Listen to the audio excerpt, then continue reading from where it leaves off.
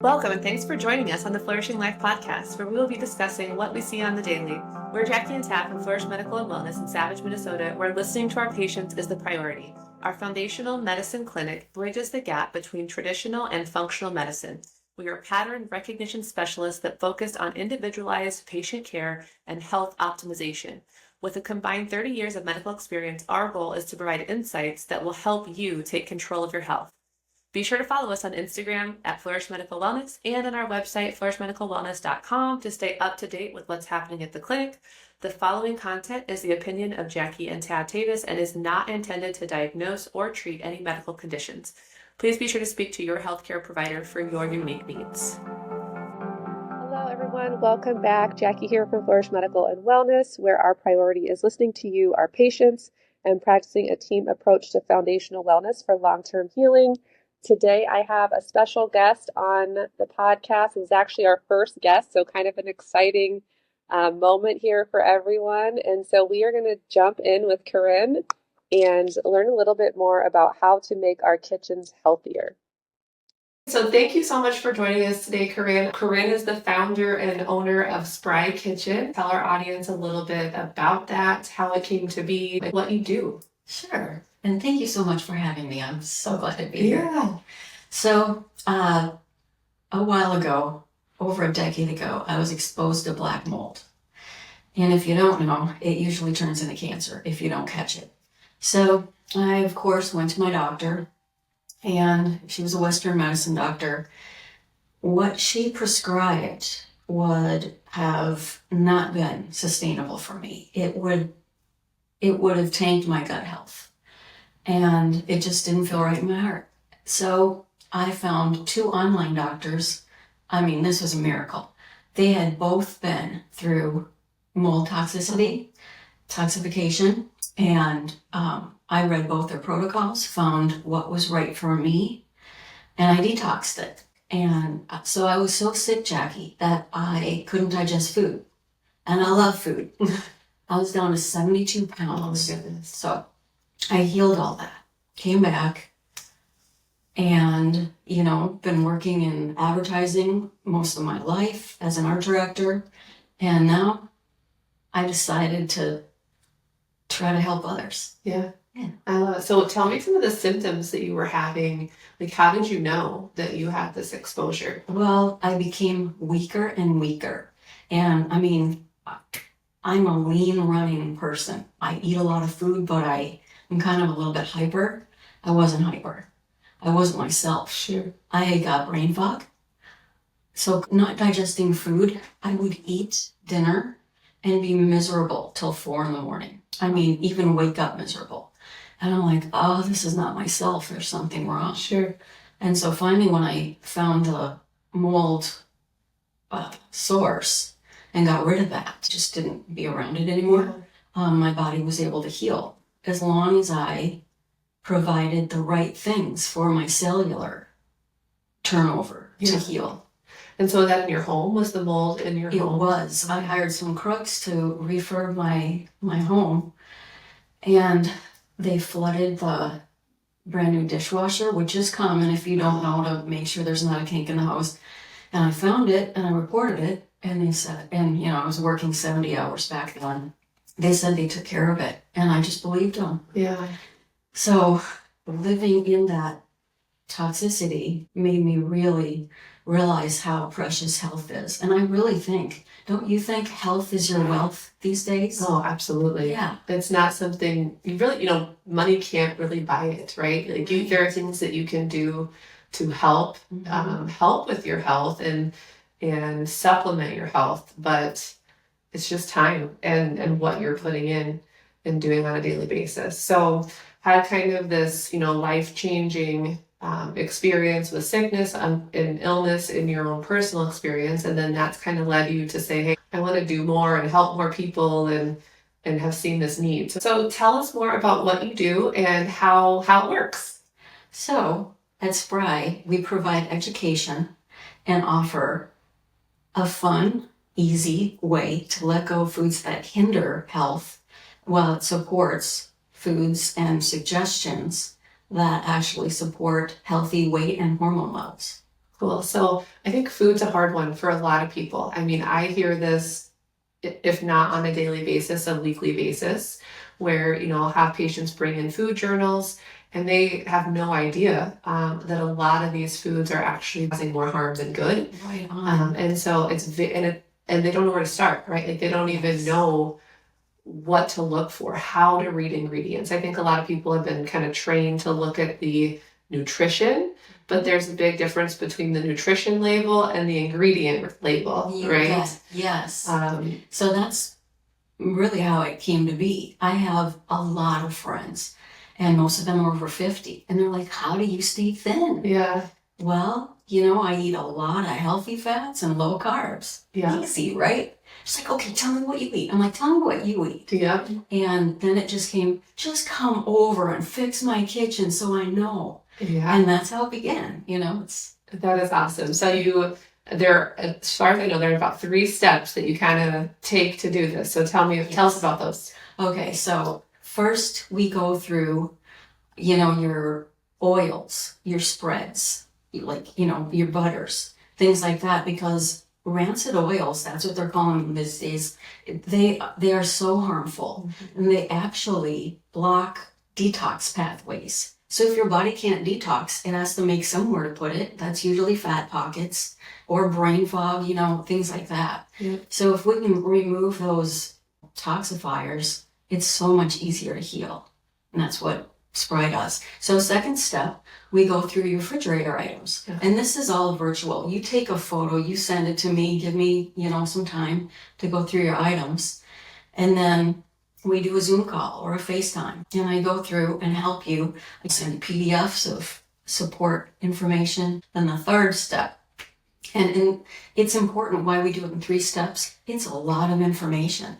And that first one with the oils gets you into, oh, I see. Now I know what to look for. The fridge items, yes. Isn't there sugar in almost everything? So many condiments, so many sauces. And that's that step. Third step is we go through your cabinets. Okay.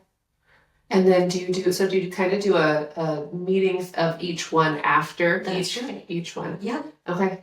And what have you found to be the most surprising for people, or is there some common feedback or common misconceptions? Yes. That you're like, we really need to focus on this. Yep. They think fat makes you fat. Yeah.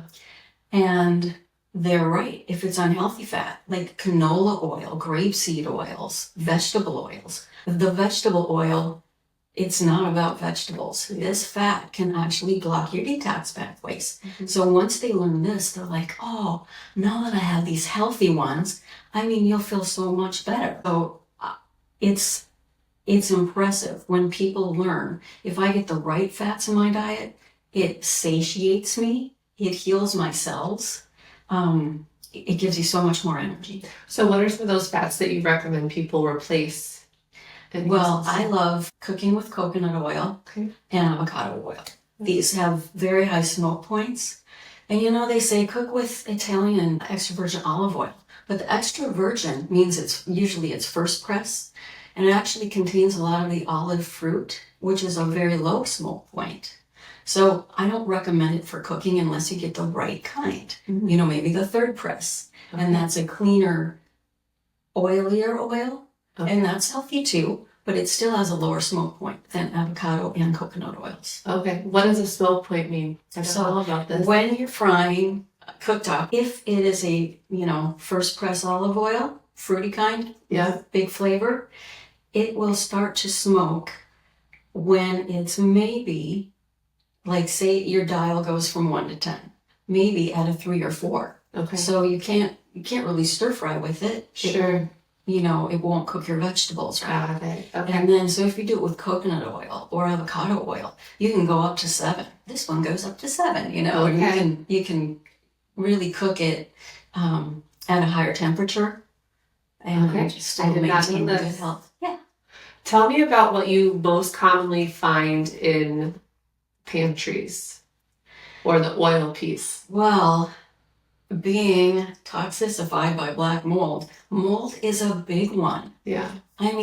Peanut storage, the commercial peanuts you buy, you should see the mold contents in that. Yeah. We hear food is medicine. Yes. And I think it can also be food is disease. For sure. Depending on what type of food you're eating. For sure. But food really, I think, is a lot of where people's problems start. Again, because they just don't know. And there are so many overwhelming options that they don't know where to start and what they're even, a lot of them aren't even reading it or paying attention to what they are putting in. Well, it can be so intimidating and time consuming. Yeah. And this is where I come to play. I've got over a decade of becoming that nerd. Yeah. I researched, and it's really easy once you get the secrets, but there's so much out there. Do you know how many food items are available in the US that are banned in other countries? Other countries are like, oh, that preservative is terrible. Yeah. This is cancer causing. That's a carcinogen. So yeah, it's really important. Yeah. Okay, so let's dive a little bit deeper into how people know if this is something that may be right for them, like maybe symptoms they might be experiencing or just confusion they may have that might trigger them to say, hey, this might be a good fit for me. Firstly, have you tried everything to lose weight but just don't? Do your joints hurt?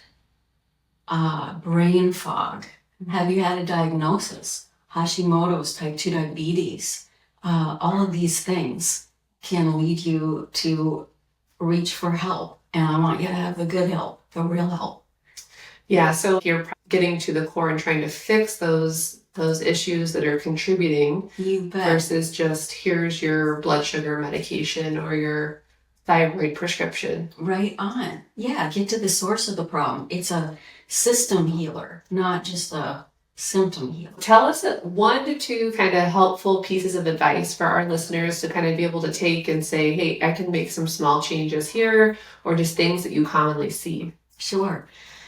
First, wow, this is your life. What if you did this 5 years ago and your joints didn't hurt anymore and you don't have brain fog?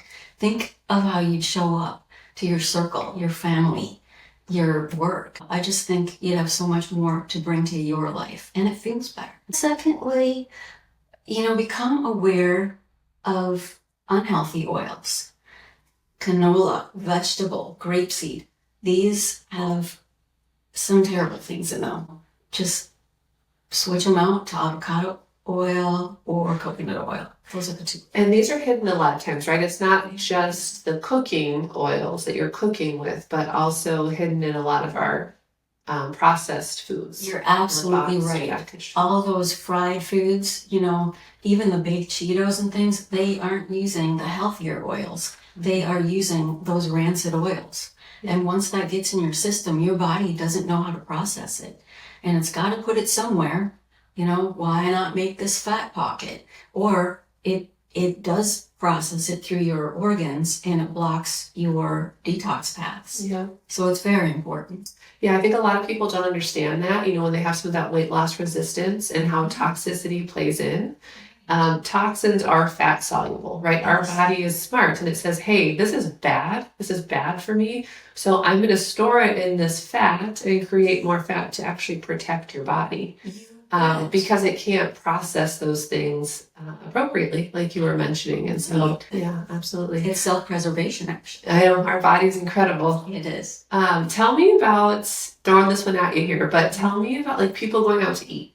Yeah. I hear this a lot. So what advice do you have in that situation? Number 1, choose healthier restaurants. There are so many more out there now, and Spry surely helps with that. I've got a list of them, and I eat up. Yeah. Number 2, even if you just get a salad, if it's pesticide-rich salad, what are you putting in your body? What do they call it, greenwashing? And so many green, these salad shops. Yeah. I see them. They take their lettuce straight from California, a lot of pesticides, and they dump it right in the bowl. It's not rinsed, it's not washed. Yeah. And rinsing and washing doesn't sometimes take off all the pesticides. So we, just make really healthy decisions. So looking for organic restaurants, or how do people know if it's good or not? And there's the Clean 15 and the Dirty Dozen. Oh. So try to order things on the Clean 15. Yeah. Or, just ask your restaurant, how are these sourced? I do that all the time with salmon. Nova Scotia, right on, get on my plate. Okay. But, the Atlantic salmon, it's got a lot of chems in it. So. Sure.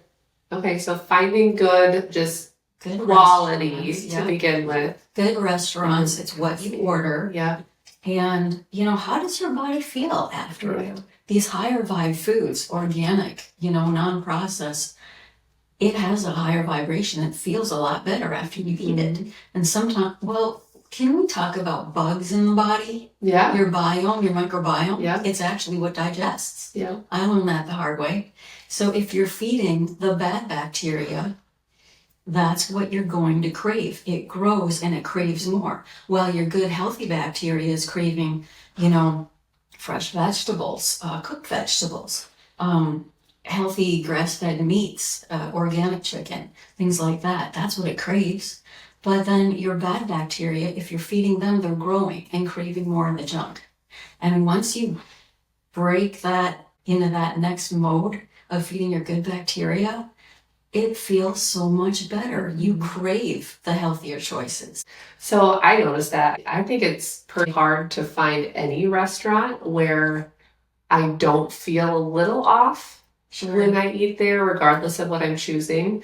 And I think that just, to me, it speaks so much. Even this morning, Tab was like, should we go out for dinner later? And I'm like, it would be nice, but I really don't like to eat out, right? Yeah. And what I find for my personal health and how I feel is I know when I've eaten good quality food because I don't feel anything.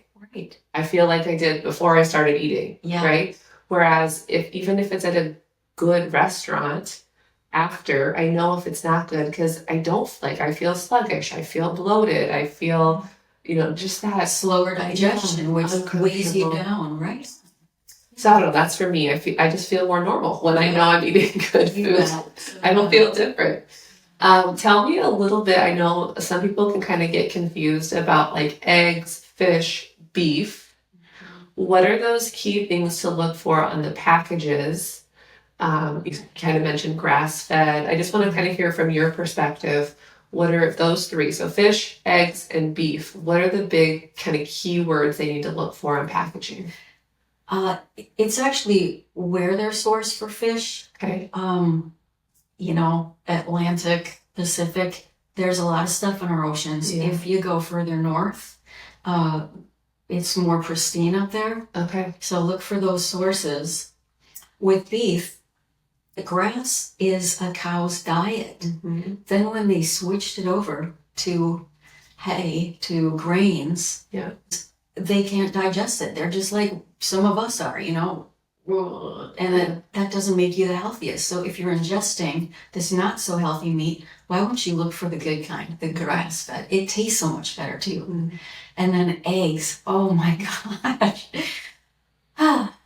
Here's $20. I'll get my dozen. Yeah.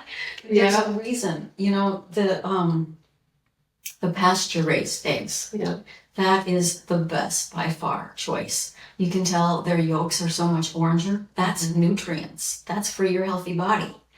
And, the commercial eggs raised on a farm with millions of other chickens walking all over each other. That's not healthy. Mm-hmm. Their souls aren't healthy, so it all makes up in the food product, and then we put it in our product, our bodies. For sure. So pasture-raised eggs, organic.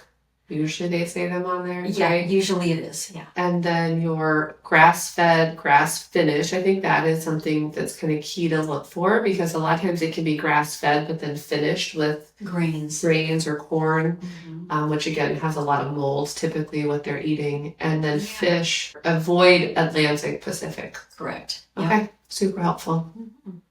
And if I can throw one more thing in. Yeah. With dinner, I enjoy a glass of wine. Now, I used to get headaches, and I don't anymore because I go to imported wines. Okay. And I find that a lot of domestic wines, they have a lot more sulfates and nitrates. Sure. That's what gives you the headaches. Okay. So then when I buy the imported wines, I feel great after dinner. Yeah, that's super helpful. Where do you typically find, is there a certain area that you... Yes. Okay, so this is a great clue. Australian wines are like U.S. wines. Oh. Don't go there. Okay. But, Chilean wines, Spanish wines, Italian wines, French wines. Okay. There's a big variety out there that are really good. And you can find those pretty much everywhere, Almost anywhere. right? Except for at restaurants. They only have their domestic, and I'm talking maybe lower end restaurants. They only have their house wines, which are domestic usually. So didn't think about that. That's good to know too.